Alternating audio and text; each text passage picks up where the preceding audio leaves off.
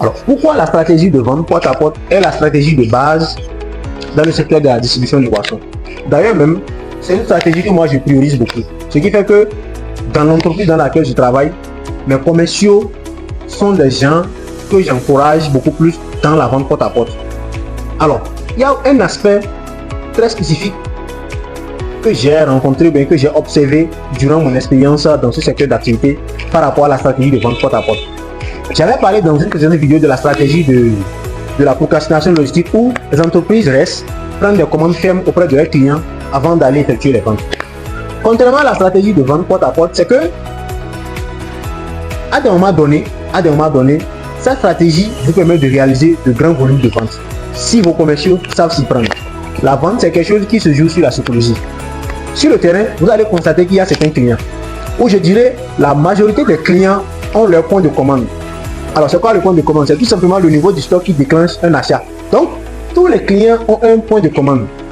Alors, les clients, pour la majorité, surtout ceux-là dont les fournisseurs sont distants, c'est-à-dire ceux dont les fournisseurs se situent à une longue distance de leur entrepôt, attendent toujours réunir une grande quantité de produits de besoin avant de passer leur commande. Dans ce cas, lorsque vous êtes une entreprise spécialisée dans la vente porte à porte, lorsque vous allez vers ces clients-là, automatiquement, vous pouvez profiter de ça et effectuer des ventes.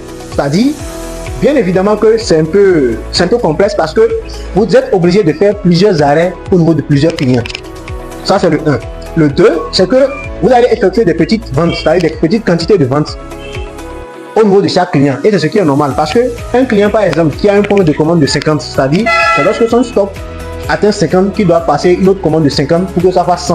Maintenant, ce client est déjà, je dirais, à 60 ou à 115. Donc, il nous faut encore vendre une certaine quantité avant d'arriver à 50, avant de penser à passer une commande auprès de son fournisseur. Voilà que vous êtes une entreprise de distribution et vous faites du porte-à-porte. Une fois arrivé là-bas, le client peut ne pas attendre forcément épuiser son stock, arriver à son point de commande avant de passer la commande. Vous allez profiter, effectuer les ventes de ce qu'il avait déjà vendu. Et c'est dans ce cas-là qu'on utilise l'expression complément. Dans le secteur de la distribution de boissons, je pense que beaucoup connaissent cette expression-là qui est beaucoup plus utilisée, des compléments. Je veux faire un complément. Donc le complément, c'est tout simplement une petite portion, c'est-à-dire un petit achat en quelque sorte. Voilà, un petit achat que le client effectue parce que ce n'est pas si grand que ça. Donc, il achète pour pouvoir compléter son stock. Donc, vous voyez que le fait de faire la somme de plusieurs compléments, ça fait que vous allez effectuer de grands volumes de vente. Donc, voilà un peu la spécificité au niveau de la vente porte à porte. Moi, je pense que toutes les entreprises qui sont dans la vente devraient baser leur stratégie sur la stratégie de vente porte à porte. C'est vrai qu'aujourd'hui, l'Internet est arrivé et on utilise les Internet pour pouvoir faire la communication, etc. Mais, réellement parlant, si on doit parler de la stratégie sur le terrain à l'opérationnel, la meilleure stratégie qu'il faut à des moments donnés, c'est la stratégie de vente porte à porte parce que ça vous permet vraiment de vendre beaucoup si vos commerciaux sont bien formés. Mais, cela ne veut pas dire que c'est la seule stratégie qui est utilisée.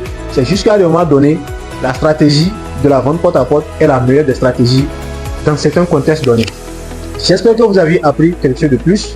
N'hésitez pas à m'en dire plus de ce que vous savez aussi par rapport à cette stratégie-là. Dans votre entreprise, quelle stratégie est beaucoup plus utilisée lorsqu'il va s'agir d'effectuer les ventes, surtout si vous êtes dans le secteur de la distribution. Merci beaucoup, n'hésitez pas à partager la vidéo et on se dit à la prochaine.